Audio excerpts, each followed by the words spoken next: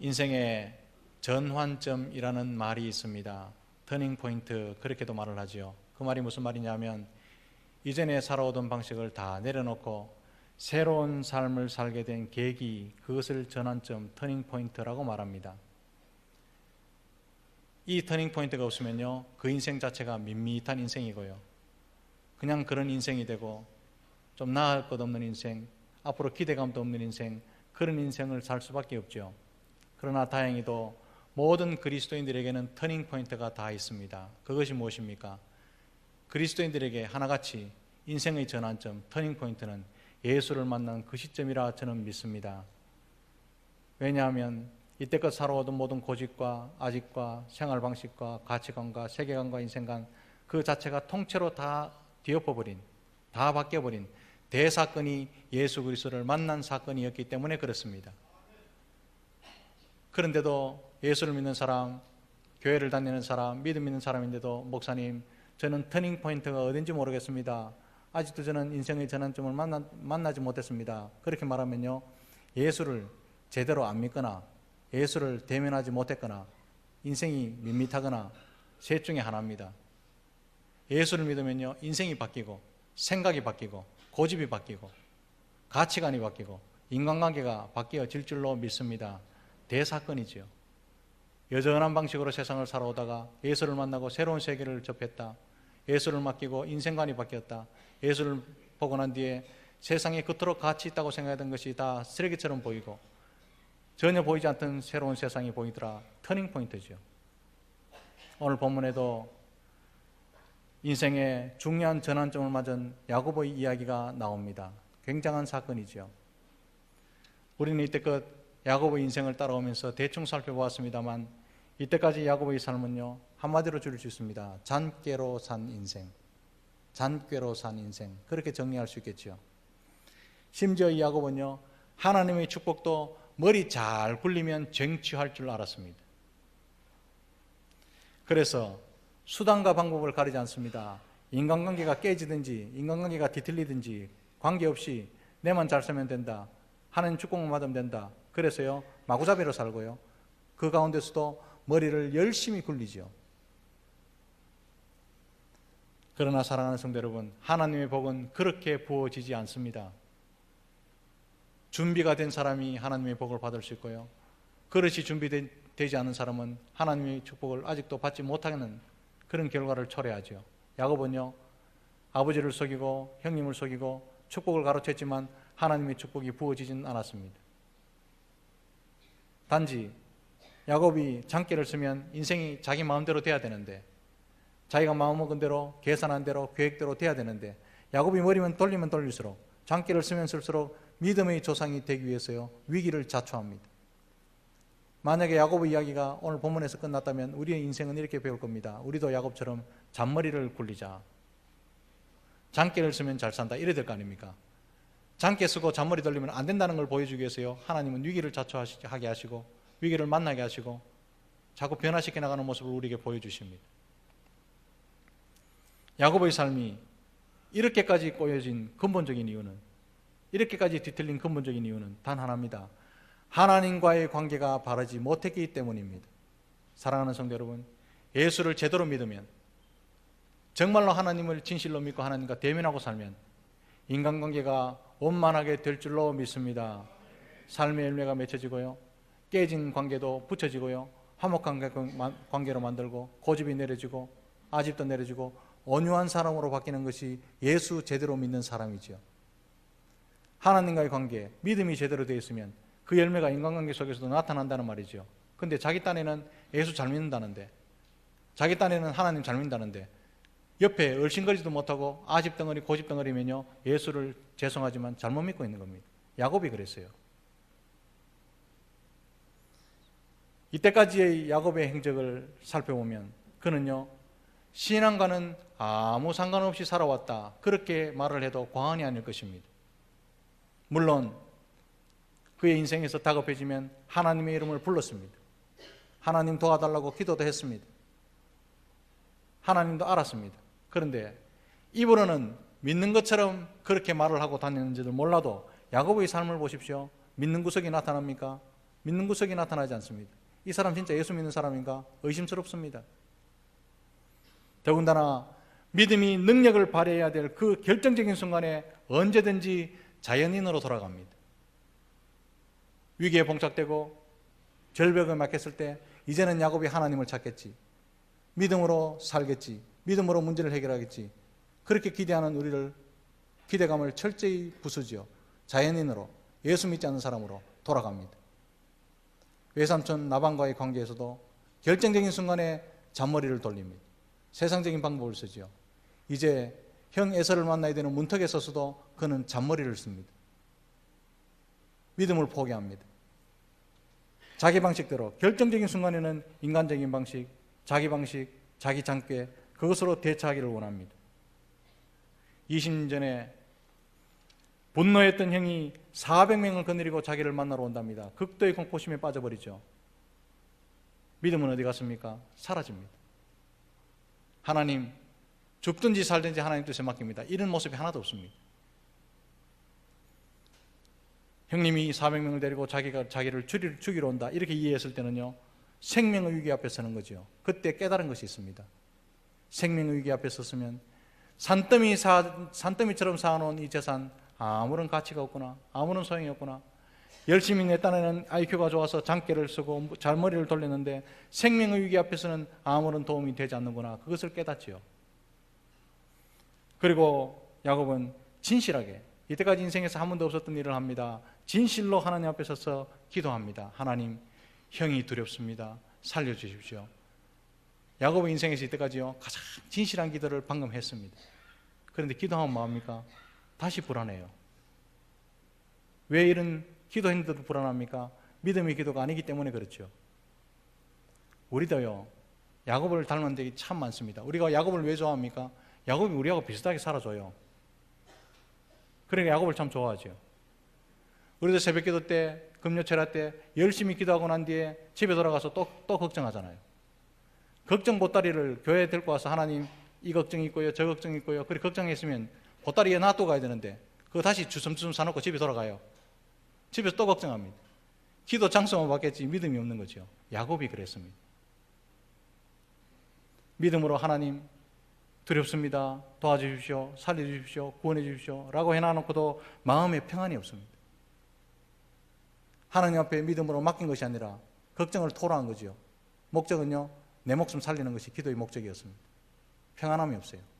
내가 기도했는데도 형님의 불같은 화가 풀릴까? 안 보여 하나? 내가 어떻게 하나? 이래 불안한 거죠. 오직 그의 눈에는 하나님이 보이는 것이 아니라 형님의 마음을 어떻게 달래야 할지 그 뾰족한 수가 생각나지 않아서 막막하고 가슴이 답답해져 옵니다. 그래서 24절에 보면 야복강을 가족들도 건너게 하고 가족들도 다 건너게 하는데 자기는 건너지 못하고 야복강가에 홀로 남아 있습니다. 그런데 마침 한 사람이 자기 앞에서 나타나더니만 자기를 지나가는 거죠. 그 사람과 함께 열심히 씨름하고, 죄송합니다, 피 튀기게 싸웁니다. 여기서 말하는 씨름했다 이 말은요, 씨름을 기도로 해석하고 설교하는 경우를 많이 들어왔고 주석도 이런 주석이 있습니다. 저도 이것을 기도라고 해석하는 그 설교를 들으면서요 은혜 많이 받은 적이 있습니다. 이 씨름을 기도의 씨름으로 이해하고 해석하고 설교를 하는 거죠. 그리고 야곱이 밤을 새워서 하나님과 씨름하고 이겼다는 것과 하나님께서 야곱을 축복하셨다는 것을 기도의 승리로 설명하고 해석하는 경우가 있고 설교하는 경우도 들어봤다는 거죠. 그런 해석과 설교가 기도에 대한 도전은 될 수는 있을지 몰라도 실제로는요 본문하고 아무 관계없는 해석입니다. 여기 나오는 야곱이 했던 씨름은 그야말로 말 그대로 원문 성경에 보면요 심한 몸싸움입니다. 요즘 말로 하면 K1 스포츠 막 죽을 때까지 두드리는 거 있잖아요. 그 표현이 씨름입니다. 그래서 영어 성경책 보면요 킹제임스 버전이나 NIV 성경에 보면 이 단어를 레슬, 쉽게 말해서 레슬링 했다 이 말입니다. 레슬링 했대요. 기도를 레슬링처럼 하는 사람이 있습니까? 물론 한국 사람들이 정서에서는 기도에 올라가고 소나무 뿌리 잡고 소나무 한 그루 캐자 그 이미지 때문에 씨름을 기도로 해석할지는 몰라도 이거는 기도가 아닙니다. 싸움이죠. 왜 심한 레슬링을 했을까요? 야고보의 상황 속에 들어가 보면 이 본문이 이해가 됩니다. 지금 야고보는요, 극도의 공포심에 빠져 있습니다.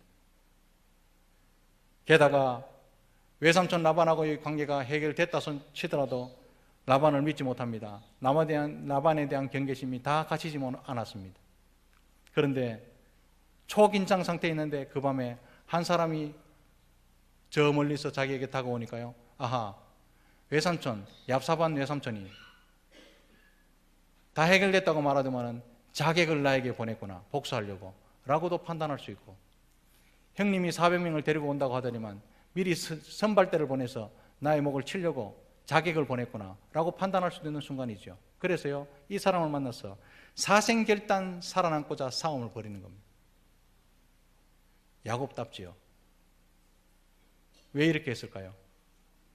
기도하고 하나님께 맡기고 하나님은 바라봤다면 이렇게 초긴장 상태에 불안에 사로잡혀서 떨지는 않았을 겁니다. 불안에 떠니까요, 쓸데없는 싸움을 싸우고 있는 거죠. 오직 야곱의 생각 속에 머리를 꽉 채웠던 것은 형의 분노가 풀리면 인생의 모든 문제가 해결될 텐데 라고 생각하는 자기 판단 때문에 그렇습니다. 아무리 생각해도 형의 노를 풀 수 있는 묘수가 떠오르지 않기 때문에 답답하고 불안합니다. 인간적인 장기를 써도 기도를 하고 난 뒤에도요, 야곱은 일어나서 읽지는 않았지만 형님의 마음을 풀기 위해서 선물을 준비하는데 이거는 선물이 아니라 조공입니다. 조공. 엄청난 선물을 준비합니다. 기도해놓고도요, 자머리를 또 굴리는 거죠. 그래도 불안합니다. 답답합니다. 초긴장 상태에 있죠. 그래서 자기에게 다가오는 한 사람과, 애꿎은 사람과 레슬링을 하는 거죠. 우리의 인생이 그렇습니다. 문제는요, 야곱이 왜 불안해했을까? 왜 긴장하고 초조하고 평강이 없을까? 이유가 하나입니다. 그것은요, 자신의 생명과 자신의 안위와 자신의 것과 모든 재산은 자기의 힘으로, 자기 방식으로 지키고자 하는 욕심을 내려놓지 못했기 때문에 그렇습니다. 우리가 세상을 살면서 왜 불안합니까? 왜 초조합니까? 내 거 잃을까 싶어서 불안하잖아요. 왜 우리는 긴장합니까? 내가 이때까지 쌓아놓았던 모든 것이 한몫에 날아갈까 싶어서 긴장하잖아요. 이 긴장에서요, 긴장에서 해방되기 위해서는 하나님께 맡기면 됩니다. 하나님께서 모든 걸 내려놓으면요, 하나님이 주시는 평강이 우리 마음을 감싸고 우리 마음의 평강이 넘치도록 인도해 주실 줄 믿으시기를 바랍니다. 이게 하늘의 평강이죠. 자기 끼 남아있고 자기 것을 자기 방식대로 지키려고 하는 사람에게는요, 항상 불안하고요, 항상 초조하고요, 야곱처럼 살 수밖에 없습니다. 야곱은 아직도 자아가 살아서 꿈틀대고 있었기 때문에 그 밤에 불안해했습니다. 그 밤에 초조하고요, 초긴장 상태에 야복 강가에서 홀로 남아서 뒤척일 수밖에 없었지요. 그래서 자기를 찾아온 분이 누군지 확인하지도 않고 늘 해오던 방식대로 싸움을 걸고 씨름을 하는 겁니다. 사랑하는 성도 여러분, 지금 야곱이 씨름한 상대가 누구입니까? 바로 하나님이십니다. 어떤 사람은 천사라고도 말을 하는데요, 이분은 구약에서 늘 나타나신, 아브라함에게 나타나시고 이삭에게 나타나시고 사사시대의 복임에서 사사들 앞에 나타나신 제2위의 하나님, 우리는 예수 그리스도라고 말하죠. 그 하나님이십니다. 하나님께서 왜 사람의 몸을 입고 야곱과 씨름을 해 주셔야만 했겠습니까? 오늘 본문에 보면요, 두 가지 이유가 나옵니다. 첫 번째는 하나님과 함께 할 때 야곱 자신이 얼마나 강한 사람인지 스스로 깨닫게 하기 위해서입니다. 지금 야곱은요, 형님이 다가온다, 400명을 데리고 온다, 초긴장 상태고요, 초죽음 상태죠. 그 불안 상태에서 용기와 힘을 주기 위해서 하나님께서는 육신의 몸을 입고 야곱과 씨름해 주셨다는 말씀이죠. 그게 28절입니다. 내가 하나님과 및 사람들과 겨루어 이겼음이라. 야곱아, 네 하나님과도 겨루어 이겼잖아. 하나님과 싸워도 이겼잖아. 그런데 에서가 겁이 나느냐? 에서가 두렵느냐? 두려워할 필요가 없지 않느냐? 이 용기를 주기 위해서 하나님께서 사람의 몸을 입고 씨름해 주셨다는 말이죠. 하나님이 원래 져서 졌는 겁니까? 그냥 져주신 거죠. 젖먹이 어린아이와 팔씨름하는 아빠가 판파에 이기는 거 봤습니까? 이길 수 있지만 턱 져주고 야 힘센데 이래 말하지, 그 아이하고 팔씨름해서 이기려고 거품 무는 아버지 보셨습니까? 그런 아버지 없습니다. 져주면서 야 많이 컸다, 팔심 굉장히 세졌다, 용기 주기 위해서죠. 하도 애서가 온다는 그 말에 초조금 상태가 되고 용기를 잃고 기가 폭 죽고 무기력해지니까 야곱아, 니 나도 이기지 않았느냐? 하나님도 이기지 않았느냐? 힘을 내라, 용기를 내라. 용기 주기 위해서 하나님께서요 실험해 주시고 져주셨다는 말이죠. 야곱을 승리자로 불러주시며 이렇게 세워주십니다. 이 이유는요, 다시는 에서와 같은 문제 앞에서 스스로 해결하려고 잔머리 그렇게 굴리지 말고 하나님을 신뢰하는 자가 될 때에 이길 수 있다는 것을 가르치기 위해서지요. 사랑하는 성도 여러분, 하나님과 함께하면 이길 수 있다는 것을 몸소 가르쳐주신 하나님, 그 하나님을 체험하시기를 주님의 크신 이름으로 축복합니다. 학벌로, 우리 잔머리로, 우리 명예로, 사는 돈으로 세상 간판 해보겠다고 생각하지 마시고 하나님과 함께하는 한 우리는 이길 수 있다, 강할 수 있다는 사실을 체험하시기를 주님의 이름으로 축복합니다. 하나님을 의지하면 에서의 400명이 아니라 에서가 4,000명을 데리고 온다 하더라도 주눅 들거나 스스로 무기력해질 필요가 없다는 것을 가르쳐 주시기 위해서 몸을 입고 오셔서 실험해 주셨다는 말이죠. 이것이 우리의 하나님이십니다. 또 한 가지는 그렇게도 놓기 힘들어하는 자기 힘, 자기 방식, 자기 고집, 그걸 포기하지 못하는 야곱의 병든 자아를 고치기 위해서 육신의 몸을 입고 야곱 앞에 나타나셨습니다. 야곱은요, 사람들 보기에는 가축을 많이 모았을지 몰라도 하나님 보시기에는 보잘것없습니다. 그것 때문에 인생을 망치겠거든요. 그 보잘것없는 자산, 자기 방식, 잔꾀를 놓지 않으려고 싸우고 속이고 불안해하고 초조해했습니다. 25절에 보면 하나님께서는 물고 늘어지고 집착하고 고집을 부리는 그 야곱의 허벅지에 관절을 내리치십니다. 관절이 이탈될 때에 야곱은 지금까지 의지했던 자신의 고집과 아집이 무너져 내린다는 사실을 깨닫게 됩니다. 옛 자아가 무너진 그 위에 하나님은 야곱을 축복하신다는 사실을 기억하시기를 바랍니다. 옛 자아가 무너지지 않으면요, 하나님은 축복을 붓지 않습니다. 옛 자아가 무너진 바로 그 위에 하나님은 야곱을 축복하시는데 야곱을 이스라엘로 불러주신 것입니다. 야곱은 그 인생 터닝 포인트 했던 인생의 전환점을 경험했던 그 장소를 브니엘이라 그렇게 불렀습니다. 호세아 선지자는 이 광경을 이렇게 표현합니다. 호세아서 12장 4절에 보면 천사와 힘을 겨루어 이기고 울며 그에게 강구하였으며, 여기서 울며라고 하는 것은요, 땅을 치며 통곡했다는 뜻입니다. 이겼는데 하나님인 줄 알고 통곡했답니다. 야곱이 자기와 씨름한 분이 하나님인 줄 알고 통곡했다. 그 이유가 무엇입니까? 하나님 만나기 전까지 초고 죽음과 같은 그 상태, 불안한 상태, 그리고 20년 동안 돌아보니까 맺혀온 그 한과 외삼촌한테 당했던 그 서러움과 아무도 자기에게 친구 되지 못했던 그 서러움이 복받쳐 올라서 터져버린 거죠. 이게요, 상처가 치유되는 과정입니다. 그리고 사람들 앞에 약한 모습 보이지 않기 위해서 숨기고 싶었던 연약함들과 상처들과 아팠던 과거들과 고쳐지지 않는 자기 자아에 대한 탄식이 터져나온 겁니다.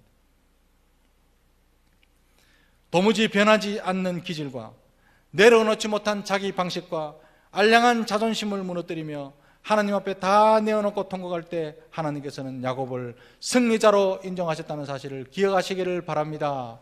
이때 인생의 승리자가 되는 것입니다. 자기 것 다 가지고 자기 성질대로 기질대로 다 칼을 휘두르면서 하나님 앞에 승리자로 인정받기를 원하는 것은요, 어리석은 일입니다. 야곱이 하나님의 치료하심에 자신을 내어 맡길 때 하나님은 이름을 바꿔주셨습니다. 그 의미가 무엇입니까? 야곱아, 발꿈치나 잡고 비겁하게 이기는 사람이 아니라 이제는 하나님과도 겨루어 이긴 사람으로 변했으니까 그렇게 살아라 모든 사람에게 선언해 주신 거죠.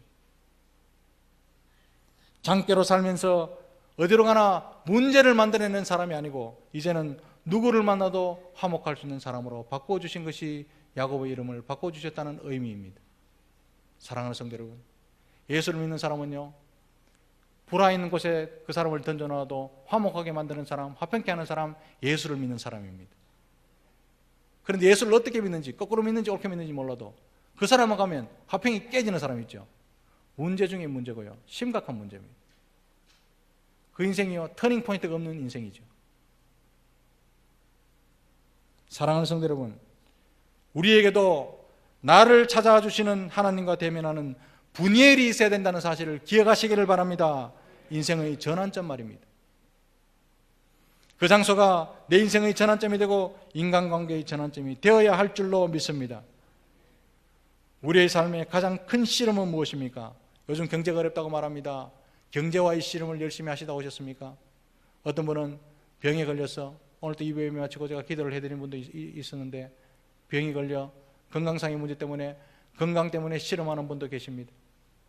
어떤 분은 직장을 잃고 취업과의 씨름을 하는 분도 계십니다. 그러나 사랑하는 성도 여러분, 그게 우리가 싸워야 될 씨름이나 중요한 문제가 아니라는 사실을 기억해야 됩니다. 우리가 해야 될 씨름은 한편으로는 고집스러운 자아와 씨름해서 이겨야 할 것이고 또 다른 한편으로는 불안에 떠는 연약한 자아와 싸워서 이겨야 될 씨름이 남았다는 사실을 기억하시기를 바랍니다.